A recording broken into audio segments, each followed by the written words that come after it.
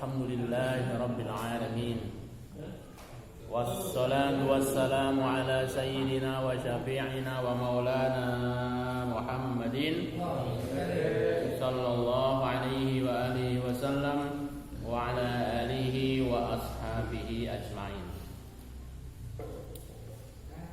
Rabbi shrah li sadri wa yassir li amri wahlul 'uqdatam min lisani yafqahu qawli waj'al li waziran min ahli. Subhanaka la ilma lana illa ma 'allamtana innaka antal alimul hakim. La haula wala quwwata illa billahil aliyyil azim. Amma ba'du. Wa bi sanadil muttasil ila al-imamil muallif rahimahullahu ta'ala wa adama an-nafa'a bihi wa bi ulumihi fid dharain amin. Wa qala bismillahirrahmanirrahim. Suratul Qiyamah. Surat Al-Qiyamah. Makiyatun tergolong surat makiyah. Surat makiyah itu surat yang diturunkan di Mekah. Arba'una ayatan, jumlahnya itu 40 ayat. Jumlah ayatnya 40. Bismillahirrahmanirrahim. Bismillahi dengan menyebut nama Allah, Ar-Rahman yang Maha Pengasih, Ar-Rahim yang Maha Penyayang. Dan pengasih serta penyayangnya Allah itu terus menerus sepanjang, kalau kita di dunia nih, sepanjang hayat dunia. Walaupun kita udah meninggal, kan ada anak. Anak kan bagian dari kita. Cucu juga bagian dari kita. Jadi artinya bukan cuman kepada kita saja kasih sayang Allah itu, akan tetapi kepada keturunan-keturunan kita. Iya, sambung menyambung. Maka orang kalau memahami karunia itu hanya sebatas buat kita saja, Allah tuh miskin amat gitu. Jadi harus dipahami secara luas. Itu baru bicara soal personalnya, belum rinciannya secara juz'iyat. Artinya secara detail. Ada orang matanya sehat, kupingnya sehat, mulutnya sehat, hidungnya sehat, semuanya sehat. Dari mulai makan sampai beol enak semua kan itu. Itu secara juz'iyat. Itu kadang-kadang gak disadari. Iya. Kenapa? Karena pikiran dia nikmat itu duit banget. Iya. Ya, pikiran dia namanya rezeki itu seolah-olah duit aja. Iya. Ketika duit cekak, mulai itu kelimpungan. Sebenarnya tidak harus seperti itu. Artinya kalau kita memahami bahwa rezeki itu sebatas itu, berarti kita ini masih apa? Masih miskin ilmu. Masih miskin ilmu. Kenapa? Karena sesungguhnya bahwa nikmat yang paling besar, kata sahabat Ali, iman.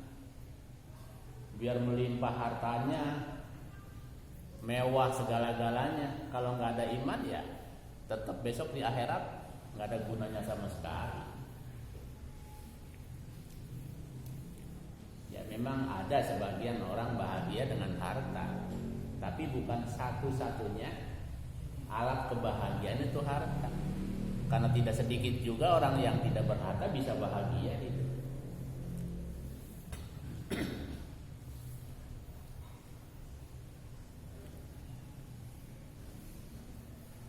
Kalau belajar matematika kan dari kelas 1 SD misalnya tambah-tambahan.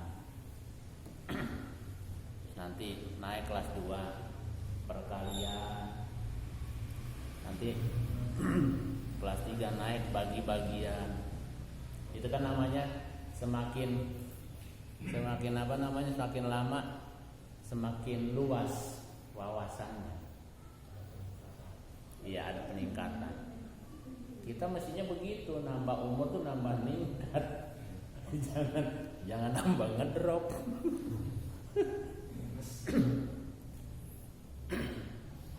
Ngedrop. La uqsimu biyaumil qiyamah. Aku bersumpah, kata Allah, dengan hari kiamat. Jadi yang digunakan sumpah itu biasanya besar faedahnya, besar manfaatnya, atau gitu saking dahsyatnya itu bisa jadi sumpah. Hari kiamat itu yang luar biasa, terjadi huru hara yang total. Manusia nggak kenal istrinya, si istri nggak kenal suaminya, anak nggak kenal orang tuanya, orang tua apalagi nggak kenal anaknya, lebih-lebih tetangga sama tetangga. Kadang-kadang di dunia aja udah nggak kenal sama tetangga. Kata Allah begitu, aku bersumpah dengan hari kiamat, saking dahsyatnya hari kiamat. Dan kalau sesuatu digunakan sumpah oleh Allah supaya jadi perhatian, supaya jadi pikiran gitu. Buktinya misalnya Allah bersumpah dengan matahari, dipikirin matahari, diteliti matahari. Gitu. Allah bersumpah dengan apa? Dengan langit, dipelajari langit dan lain-lain. Termasuk ketika Allah bersumpah dengan hari kiamat, harus jadi pikiran, harus direnungkan. Apanya? Ya peristiwanya. Nanti kan dijabarkan tuh. Misalnya contoh idza zulzilatil ardu zilzalaha juga yang paling pendek itu menerangkan tentang kiamat. Atau surat Waqiah itu juga menerangkan tentang kiamat. Jadi kalau di sini digunakan untuk sumpah, maka kita seakan-akan didorong oleh Allah, dimotivasi oleh Allah supaya mencoba memahami dan mengkaji surat tentang kiamat. Nanti dibaca tuh terjemahannya. Surat apa? Al-Zalzalah ya. Al-Zalzalah. Supaya apa? Supaya tergambar. Walaupun ilustrasi itu hanya sekilas. Wala uqsimu bin nafsil lawwamah. Dan aku juga bersumpah dengan nafsu lawwamah. Ayahsabul insanu, tidakkah manusia mengira allan najma'a, bahwa kami tidak akan mengumpulkan idhamah, tulang belulang. Karena ketika Rasul menyampaikan peristiwa kebangkitan dari hari kiamat, orang-orang Mekah nggak percaya.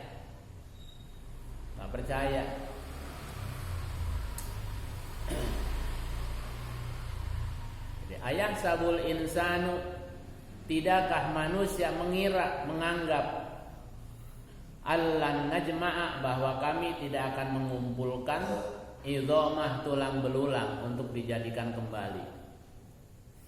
Bala, pasti benar adanya qadirina, kuasa Allah Subhanahu wa taala untuk mengumpulkan, maksudnya Allah Maha Kuasa.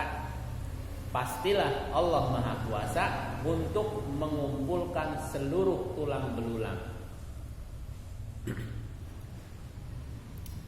Ala an nusawwiya banana, ala an nusawwiya, untuk mengembalikan lagi, untuk kami kembalikan lagi, bananahu, jari jemari. Ini kan udah, kalau udah meninggal itu pada putus kan, pada lepas nih, sesuai dengan persendiannya, pada protol Pak. Nah, nanti itu dikumpulin lagi. Iya, disatukan lagi. Ya dulu kan Nabi Ibrahim juga begitu. Bagaimana caranya Allah akan mengumpulkan kembali manusia yang sudah jadi tanah? Kata Allah, emang kamu gak yakin dengan kekuasaan saya?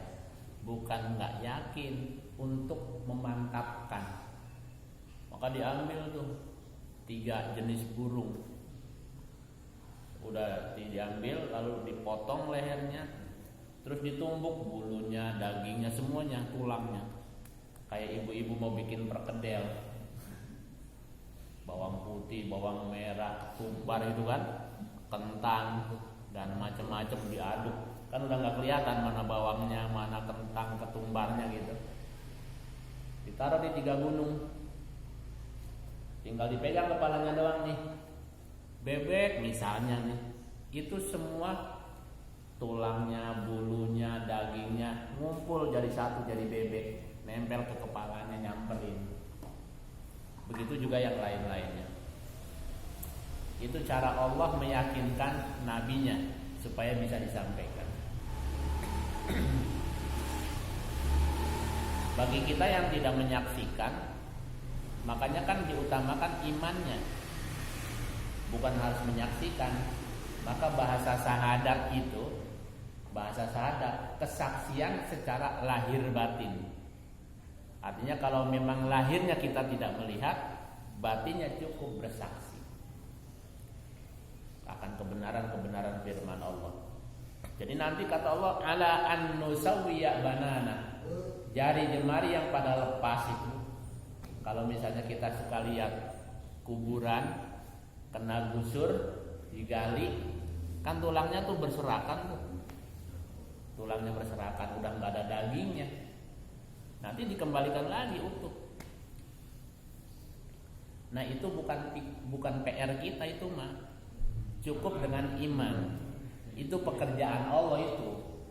Kata Allah, la tas'alu amma yaf'alu. Kamu jangan sekali-kali nanya mengenai apa yang Allah perbuat.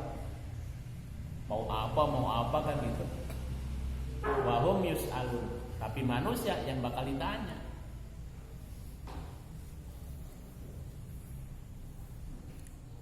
Nah, sering kita bacakan habis sholat, tahlilan juga. Lillahi ma fis samawati wa ma fil ardh, kan gitu ya. Lillahi, kepunyaan Allah. Ma fis samawati, apa saja yang ada di langit, wa ma fil ardi, dan apa saja yang ada di bumi. Kita kan ada di bumi. Kita milik Allah. Gunung milik Allah. Langit milik Allah, lautan milik Allah. Semuanya kepunyaan Allah. Ya suka-suka dia. Kita punya anak, bapak-bapak nih yang sepuh-sepuh udah pada punya cucu, lagi main di rumahnya. Itu di lantai itu mainan, ada kapal-kapalan, ada mobil-mobilan, ada motor-motoran, macam-macam kan. Mau dibanting-banting sama dia, yang mana kek? Lah suka-suka dia kan. Jadi yang punya, begitu.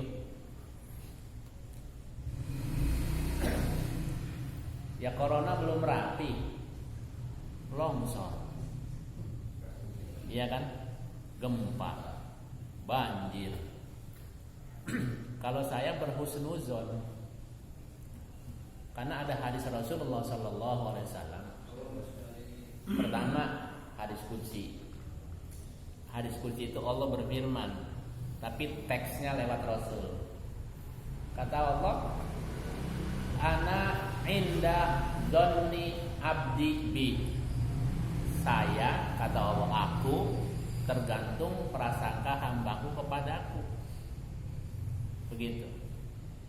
Hadis yang lain menyebutkan, idza ahabballahu 'abdan ibtalahu. Idza, apabila, ahabba, mencintai Allah abdan, kepada seorang hamba, ibtalahu, maka dia dikasih bahla, dikasih ujian, dikasih cobaan. Jadi ujian. Kemarin kan Kapolri baru tuh, kan diuji juga, macam-macam diuji, dari mulai soal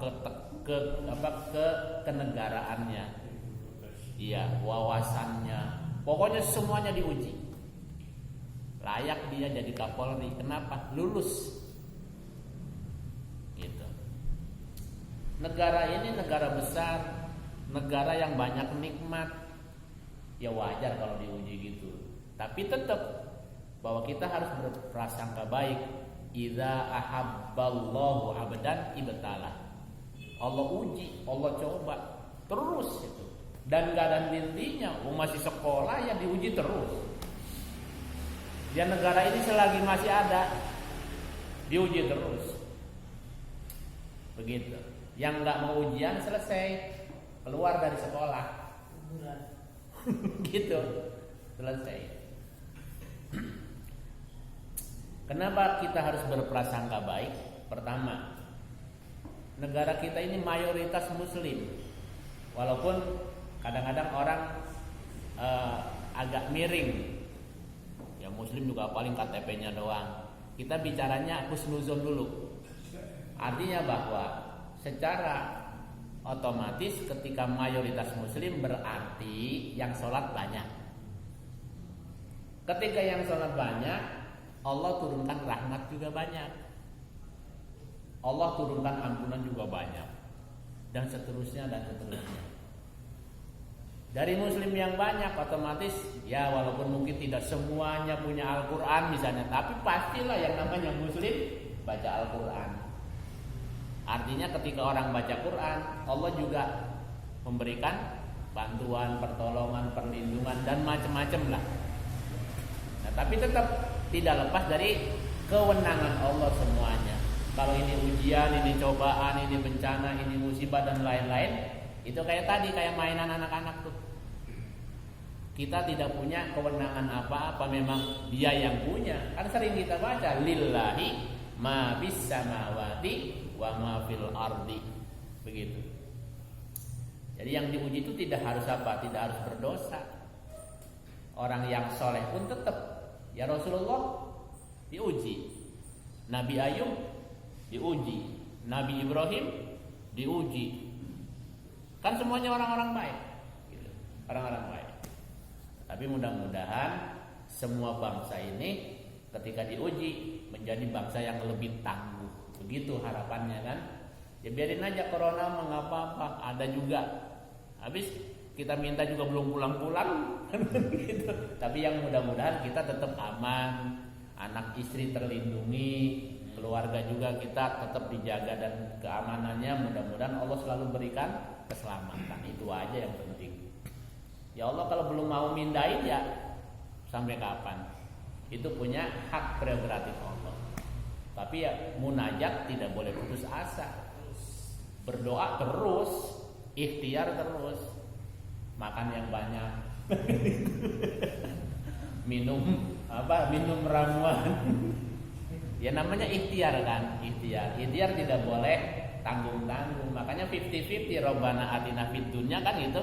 Wa fil akhirati hasanah, sama-sama hasanah. Artinya apa? Ikhtiarnya 50%, tawakalnya juga 50%. Itu pasti bahwa tulang belulang yang sudah berserakan bakal dikumpulkan kembali, kata Allah begitu. Bahkan yuridul insanu yuridu